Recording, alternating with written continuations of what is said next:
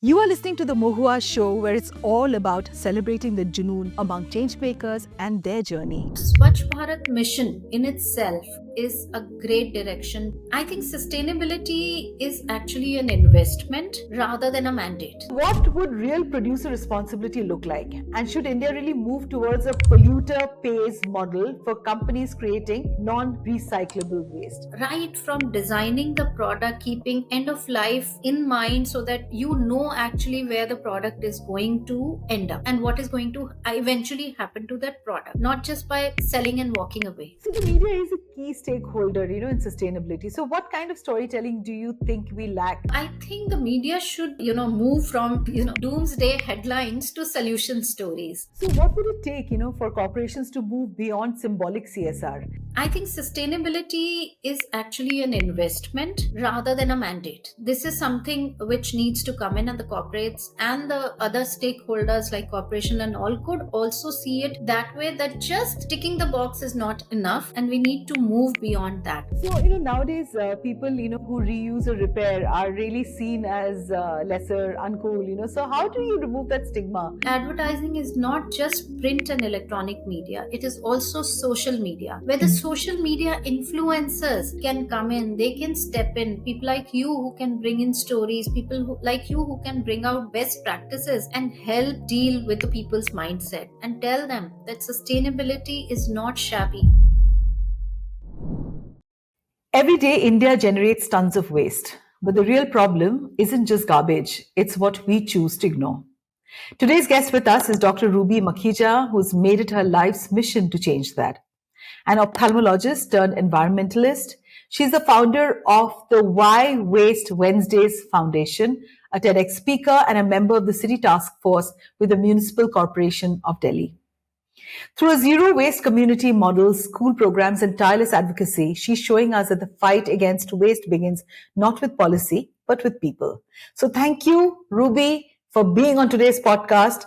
And in this episode, we explore how everyday choices, from what we buy to what we discard, and can either deepen the crisis or drive the change. When we talk about India's waste problem, where do you think the real crisis lies? This is for our listeners to answer, in policy, mindset, or infrastructure. Ruby corporates promote sanitary products without building disposable system. So what would real producer responsibility look like? And should India really move towards a polluter pays model for companies creating non-recyclable waste? So this is a really tricky question, polluter pays seems like a dream, Dr. Ruby. Why don't you tell us a little bit about that? Yes, so first of all, thank you so much for having me over. It's always great not only to listen to you, read what you write. It's truly amazing the kind of work that you all do. And I'm truly happy to be here. So to begin with, yes, with your first question, which says, where does India's real waste crisis lie? In policy, in mindset, or in infrastructure? I would say if I have to pen down on one choice, I think this would be mindset. Absolutely mindset. Because of a couple of things that, we've normalized throwing away things, and there's no away. We forget that there's nothing called away. It all True. stays around you. The air that we breathe, the water that we drink is all a part of our environment. So whenever we throw away something, it doesn't go away. It stays right here. That's one part of it. Second, that we somehow feel that waste is somebody else's responsibility. To tackle and handle waste is not our responsibility. So these two things, I really feel that, if we reflect, if we think about it, certainly a mindset change will bring about, I would say, if you ask me individually, I think it can change up to 90% of the problem. So that's about the mindset being at the crux at the bottom of all these issues. Now to your second question, producer responsibility and polluter pays model. Now corporates must now move beyond tokenism. We all know that they have been working, and truly I would say there's a great deal of impact that they all can make together. So when we say, it would begin from right from designing the product, keeping end of life in mind, so that you know actually where the product is going to end up and what is going to eventually happen to that product, not just by selling and walking away. So this is something that really needs to change. um, Certainly, I would say that consumer also, as we've discussed, is to a great deal of extent responsible. But the manufacturer, the polluters, the brands certainly can't get away with it. It's them who are bringing the stuff into the market, and they must own up the responsibility towards cleaning that up. Let's talk about the striking example, of your mother owning just three blouse colors. This is amazing, but so does my mom. And how today matching really has turned into a big marketing trap, right? So how did advertising convince us that perfection means more, and how we can rediscover joy in enough? And I'm struggling with it, Ruby. I don't know how to get out of it because I feel extremely guilty, for the number of clothes that I keep buying every time I'm unhappy. And I think there are lots of us who keep looking at consumerism as a way to escape, the sordidness around us. So tell me a little bit more about your view on this. So I think you've nailed it. Buying makes you happy. That is something that is the again one of the basic problems that exists with consumerism, is that we really feel happy when we possess something. That feeling of possession is something that we need to uh, kind of deal with. And advertising also has given us this feeling that more is better. Yeah, More is better, that kind of a feeling. So as you said, that my mother owned only three blouses, and she was content, she was elegant, and she was sustainable without even knowing the word sustainable, right? absolutely. Yeah, I mean, and now today what happens is we equate a repetition with shame. If we repeat something, means that probably we are not that well to do, without realizing that minimalism actually brings a lot of freedom. A lot of freedom.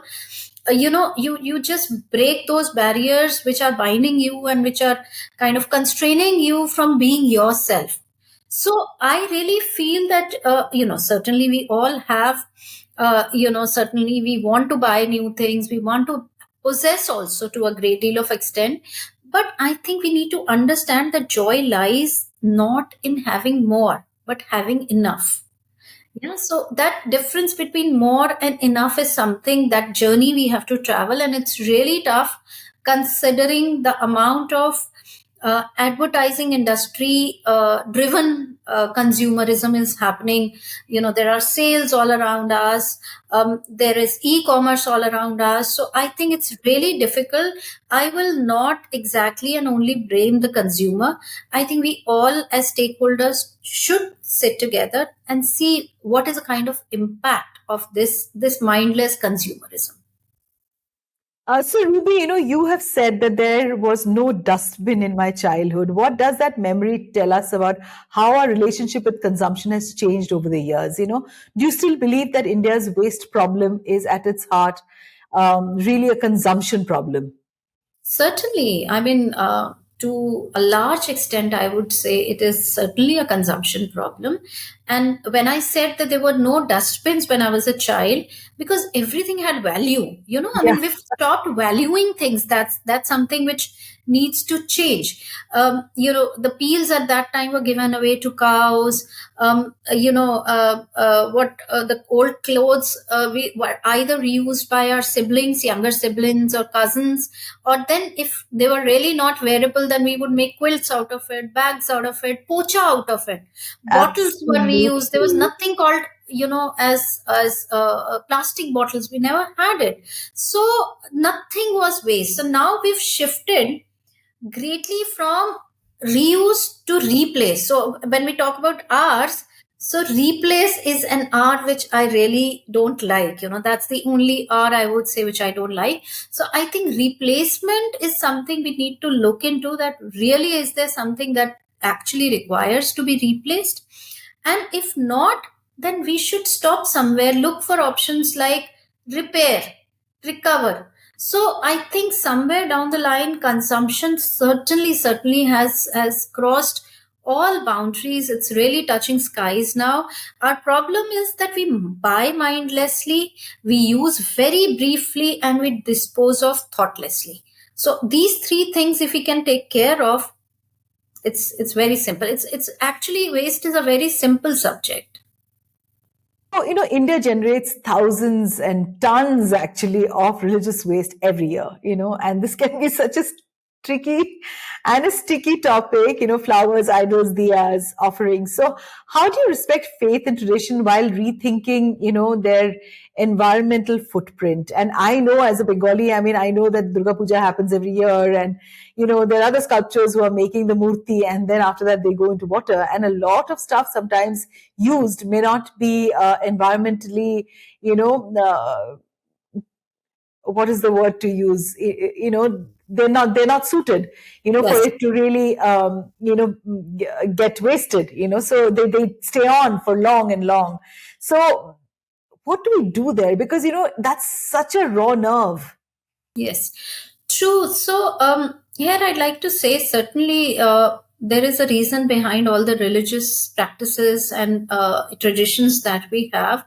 And with due respect to all of that, I think somewhere we need to understand that what is happening to the religious waste. First, let's understand. So, you have a puja in the house. I'm not staying close to Yamuna, so there's no way I could dispose of. So I'll find a nice people tree next to my house, and I'll go and dispose of all of that flowers, all of the diyas, idols there. Now, let's talk about idols. Idols is something which is really most respectable to us. We worship it, and one odd day when the worship and puja is over, you go there and you keep it under the people tree. Absolutely must be a reason why these practices came up. But in the same community, there are dogs and cats moving around. We forget that. And it is really heartbreaking to see a dog or a cat sitting or easing or in even in the near vicinity of that area. So you see, now where is all of that respect? I think we really need to address this. So of course we can go on talking about problems and the impact of all of these practices, but we brought in a solution because I had those very religious sentiments and in my mind when I saw all of that. And for the last 2 years, we were collecting diyas and idols. This is the third year that we did post Diwali. We ran a special project called Arpan, and this project Arpan, with the help of a CSR initiative by TWEPL, we have two vehicles which were running across Delhi NCR, and we ended up collecting almost 5.5 tons of diyas and idols from across Delhi just within 1 week. So you can imagine, it's just, and still people didn't know about this initiative. And now we had all of that. We washed it, we cleaned it, we called a pujari to do all of that puja rituals. We sprinkled it with Ganga Jal, made it as holy and as sacred as possible, and then handed over to MCD for disposal. Now, I really feel and I truly respect all of those practices which we all have been following. But I think somewhere the last point we are missing. We may follow all of that practice, and we still are, I would say, guilty of still in a manner disrespecting what we've worshipped just a while back by just dumping it somewhere where we don't know what is going to happen to that diya idol. So I think even that last leg or the last link, if you are able to connect, I'm very sure, keeping all of those religious and sentiments in mind. Also, some amount of these diyas were also handed over to self-help group ladies who again filled it up with wax and used it for Oh, eventual festivals to come. So, as I said, reuse and recycle. But for reuse and recycle, collection is something which is very important. And that is where the CSR partner came in, providing us a vehicle which went door to door collecting all of that. So that There was a circle became complete. yeah. So the media is a key stakeholder, in sustainability. So what kind of storytelling do you think we lack around waste, and what myths, about being eco-friendly would you like the media to stop amplifying? Yes, so I think the media should, move from, you know, doomsday headlines to solution stories, is what I feel. That of course, and now I've seen that major shift of media towards bringing positive stuff in, because we've been talking all negative. This is going wrong. That is going wrong. So all of what is happening good is not being highlighted. So that is something that needs to come in when we bring in the problems to people. I think somewhere it is a responsibility of media also to highlight the solutions. So problems, certainly all of us, majority of us know, but if it comes in without a solution, I think it's an incomplete news. So that is one part. Apart from that, I would feel that that media should stop glorifying eco-friendly stuff. What is eco-friendly? So there should be a shift from um, an eco-friendly switch to real reduce consumption. So that is another responsibility that the media can undertake, and encourage minimalism as far as possible. Also, stop reflecting that being eco-friendly or sustainable is an elite thing to do, or is an expensive thing to do. I think this is more to do with your behavior, your lifestyle, than with the kind of money that you have. So Agreed. these are a few things that I feel that the media can come in, and these myths they can help break. So, what would it take, for corporations to move beyond symbolic CSR, to a place where they see waste management as part of their moral and market responsibility? I put emphasis on the word moral Yeah. because sometimes it's really symbolic. You know that. Yes.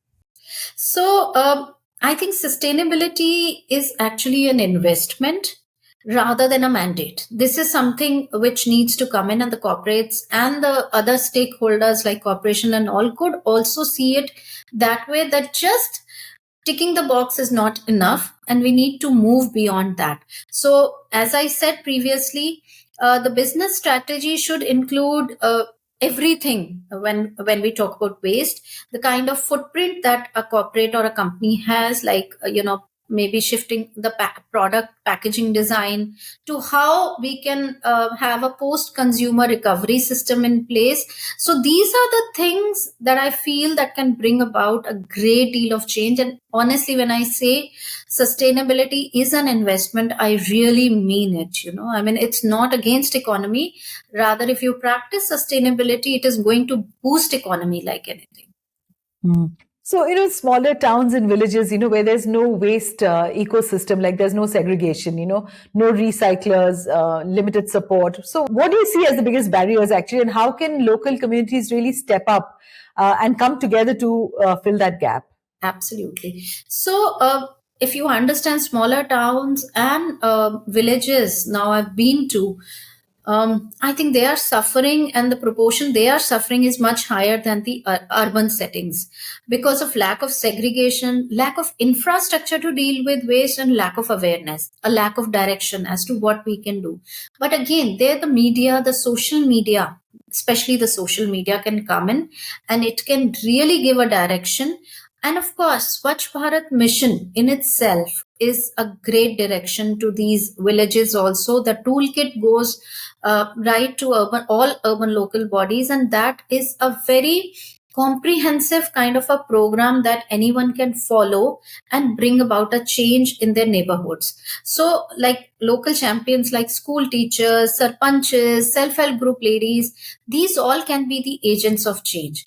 And trust me, these are very simple things, like composting always was a practice in villages. So we all have gained this practice from the villages. So they've always been traditionally very, very strong sustainable practices in villages. We just need to bring those traditional practices, and also the use of traditional material like jhola, like for example kullad. Even if kullad, I will not say kullad, but the bartan bag.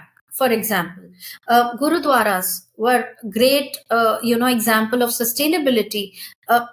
In our traditional systems, we do not waste prasadam, right? So yeah, so and then we use the same bartan bhandar, we wash the utensils ourselves. So I think the best practices come from our roots in villages, and we just need to work a little bit on reviving those practices. I totally agree, but there is a slight, there's a catch here because there is a profit-driven recycler. And then you also have the responsible citizen. And who do you think will take the ownership, for bridging this gap, between the two? Yes, this is a very, very valid question. Most of the times, a waste generator will end up segregating, but it ends up getting mixed up after that somewhere. But that said, let me tell you, things are not going to happen overnight. We also never achieved 100% segregation in our colony overnight. We just kept telling people that you are the waste generator. The waste is not falling from the skies, it's being generated in your home. And the least that you can do is segregate. Even if it gets mixed up, doesn't matter, but still keep segregating, still keep composting if you can. The gaps will eventually get filled up. Like NGOs can fill in those gaps. The CSR partners, as in Project Urban, filled in that gap. Now we have these two vehicles running across Delhi collecting all of the recyclable segregated material from household, right from the doorstep. So trust me, someone will step in. You make an effort, and now with the power of social media, whatever efforts that you are making, in case you wish to bring that up and put it on the social media, will bring about a huge change and a huge difference. You will end up connected with like-minded people, enter into those groups, into that network, and you will find the solutions there. You've really balanced. Let's talk about your medical career with an environmental mission. So, what first awakened your concern for waste and sustainability? Tell us that personal, shift. I think, see, being a doctor, somewhere I was already sensitized to the topic of sanitation and it being impacting the health. That is something which is the core of all what we study during our, medical career. Now, here, probably, we've been to various countries abroad. We've seen all of those systems functioning beautifully, the clean, spick and span countries, small countries like Thailand, Singapore and all, they're doing such fantastic job. And when you come back home, you see here is a country which doesn't lack anything, in terms of money, in terms of talent, in terms of people, in terms of economy. We have everything that it can take to have a very, very strong nation. It's just about taking and tweaking few things that can bring about a great change. And certainly if you just close your eyes and think about it, and that is something which I do very often, that I ask people to just close their eyes and tell them, where would you like to be for a vacation? So they'll come up with all the beautiful names. And do you see dirt anywhere there? Do you see litter anywhere there? No. So why? And who's going to do it? You think that it is only the government's responsibility. So somewhere that needs to change. And I think that was the tipping point for me also. Of course, I was totally sensitized to the cause of cleanliness around me. But then when I got a platform as a secretary, I think that was a much bigger platform. And I really, God was kind that at that point of time, I actually gave it a thought that, this platform, I can make much larger impact that at an individual level. So I think that probably was the tipping point. And also, see, it was meant to be. That was also the year when solid waste management guidelines had come in. So I think it just had to happen, and it happened at the right time. And I think this was my calling, and I know this is where my heart lies. All of us talk about our careers in life, being doctors, scientists, chartered accountants, lawyers, engineers. But we don't talk about country. We only talk about me and my career. And who's going to take responsibility for the country, for the city, for the colony? I think somewhere we all need to take out that little time and contribute. I'm not saying like you give up your career and enter into it, but somewhere we all need to spend a little bit time on improving things around us. Absolutely. So tell me, how did Why Waste Wednesdays start, and what does it really aim to achieve? So, as I said, that little time that you need to spend. Uh, so, Why Waste Wednesdays was symbolic of spending a couple of minutes, just a couple of minutes every week on waste management. That was the idea behind Why Waste Wednesdays. Why Waste, of course, is symbolic of reduce. Wednesday is symbolic of a couple of minutes every week. And midweek, I think we have more time as compared to weekends when we are busy with, our family and friends, etc. And Mondays, Tuesdays are very heavy. So Wednesdays is just the right day. Spend 5 minutes at least on waste management. No matter what you do, I think it will bring a great deal of impact and change. And it actually started with the idea that why do you want to waste for somebody else to act? Why can't we act? So that was the vision behind Why Waste Wednesdays. Amazing. So you've also engaged a whole lot of students, right? And there's been the students versus plastic program. So how do we turn really school level awareness, into lifelong habits at home? Something that probably should sit alongside values like honesty and empathy. With that, sometimes you're so frightened of all the stories that you hear and you read about, young kids. Really bullying each other, and there are suicides, and it's also interlinked. So tell me a little bit about your experience in considering that you've engaged So with this. yes. So if you remember, we used to have something called moral science when we were Yes. kids. Yes.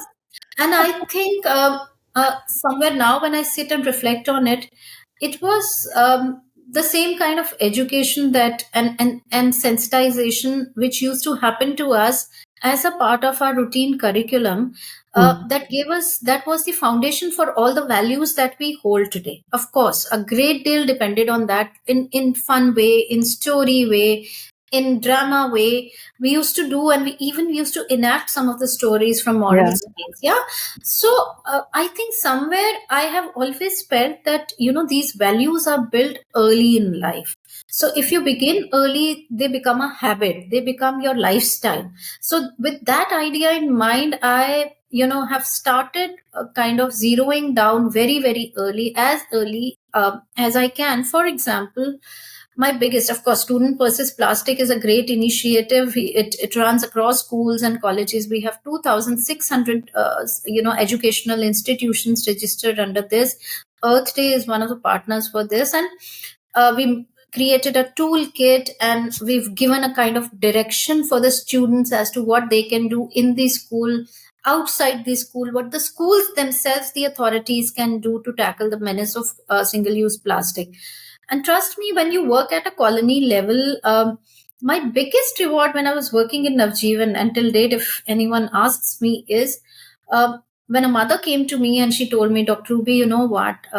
I was so amazed to see my 2-year-old child. She's throwing banana peel in one dustbin and the chocolate wrapper in another dustbin. So can you imagine, just 2-year-old? So let us not underestimate these Yeah. children. And because we owe it to them, we owe the future to them. They are the ones we've, like, our generation, I would say, has destroyed so much. So at least let us make some steps and take some steps that can help improve things, and students can are great agents of change. So, nowadays, people, who reuse or repair are really seen as lesser, uncool, So, how do you remove that stigma and make sustainability something that's very aspirational and not embarrassing? Because, I mean, yes, sustainability today really is the clarion call among a whole lot of people, but, they would definitely do not like to repeat their clothes, and they do not like to be seen, wearing the same thing time and again. And I hold myself equally responsible when I say this. So how does one change this? See, we need to instill something, and it has to start right from the scratch. Um, uh, where does the direction for sustainability come? The governments have been doing their bit. As I said, they've brought in Swacch Sarvekshan. Probably Swacch Bharat mission is world's biggest behavior change exercise. Also, as I said, a great deal of responsibility lies on the advertising industry. Mhm. And now if you see, advertising is not just print and electronic media, it is also social media, where the social media influencers can come in, they can step in, people like you who can bring in stories, people like you who can bring out best practices and help deal with the people's mindset and tell them that sustainability is not shabby, it is smart. And repair is something which is really cool, like in Bangalore itself I've seen so many good examples of thrift stores, Yes. so thrift store. And I must say that there's one group, WhatsApp group, which is working in Delhi. It's called a zero waste living group. And whatever extras that you have, it is such a beautiful thing. I've been very silent in the group though, but I've been observing everything. It's a group of about 400 people from the most elite background, I would say. And they would still put up, okay, this chair is for sale. It's used only for 2 years. This was the price at which it was bought, and this is the selling price. And makes it not only smarter for people to adopt things which are pocket friendly, but also, kind of be sustainable at the same time. And Mhm. see how much you save if you're getting something which is just so sparingly used, or almost Yeah. like new condition, and you get it for half the price. Don't you think it's a Oh, great. it's fantastic. So these, Absolutely, it is. yes, and these kind of groups, these kind of social media Mhm. calls and social media campaigns, I think can change a lot. And I have seen change coming in now. I mean, I must Mhm. say that now there's a lot of hope. A lot of people now consider it sustainability not just as the buzzword, but also are living it real time. Yeah, how amazing is that? And it's really the need of the hour. It really is. So we made comfort and convenience really the center of modern life. So how do we unlearn this comfort, or redefine it without sounding like we're asking people to sacrifice joy? So there's such a thin line. How do you do that? So I think somewhere we need to redefine comfort, I would say. Now real comfort, what is real comfort? Real comfort to me is breathing clean air, drinking safe water, living in a litter-free city, right? This is all comfort. Yep. So, Totally. and think about it. If I can walk down to the metro and complete my steps without noise pollution in the neighborhood, without seeing litter here and there, with seeing beautiful neighborhoods around it, don't you think that's real comfort? So, somewhere we need to sit and redefine the definition of comfort. That is something. And again, the media would play a very important role here. Also, sharing and the informal colony level groups, or the friend level groups, or the kitty level groups. I think we need to bring up these conversations somewhere, that what is the real comfort? Is the real comfort only in possessing things? Or is the real comfort living a healthy lifestyle? So I Agreed. think that is something we must bring in. These conversations must start. And think about the joy in sharing. I still remember you spoke about joy is in sharing, I would say. I As I said, we had a set of crockery in our home, and there were days when we would have guests coming in, and we would just go to the neighbor and borrow some crockery, that can you please lend the cock. Those were such wonderful, amazing habits and practices. I think I really wish that comes in. And our choices heal or harm the planet, so it is for us to see. And eventually we should not look at short-lived comforts, we should look at real comforts. Amazing. I mean, I go back into the time when in our kitchen, even the peel is used to fry vegetables. And my mom had her pressure cooker for, I think, 50 years of her life, and she was very proud of it because all she did was just change the rubber every time. There was no concept of buying a new pressure cooker. And it's only when you grow older you start respecting all of that. Uh, True. yeah. So, why do you think we blurred that difference between discard and waste? One that is something we don't want, and the other one is something that no one can use. So there's such a thin line between the two. Yes. So discard, I would say, is a choice, and waste is a consequence of that choice. So waste is not waste unless and until we choose to make it waste. if we segregate, if we reuse, if we put things to recycling, most of the discards will never even become waste.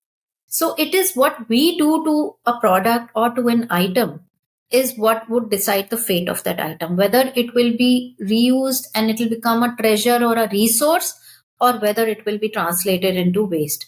So somewhere I think it is that ownership towards the things that we buy will change everything.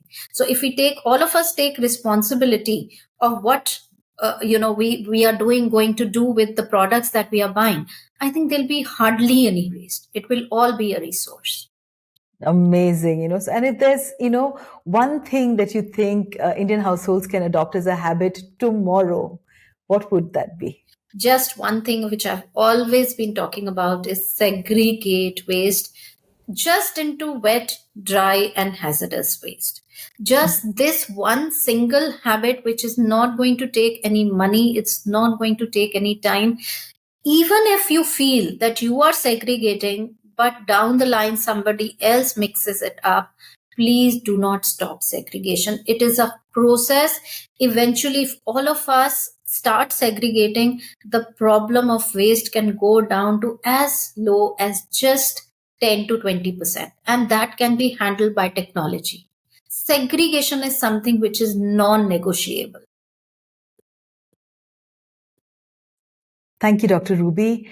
And for all our listeners, as Dr. Ruby reminds us, waste isn't just what we throw away, it's what we overlook, ignore, or choose not to care about. Real change doesn't begin in landfills or government offices, it begins in our homes, in our habits, and in the small choices we make every day. Because when each of us takes the responsibility, a cleaner, kinder planet isn't really a dream, it's really a decision for all of us. You all have been listening to the Mohua Show. If this conversation inspired you, share it, start a small change where you are at. Follow us, and for more stories of purpose, people, and impact, don't forget to subscribe. Thank you, Dr. Ruby, for being on today's episode. Thank you so much.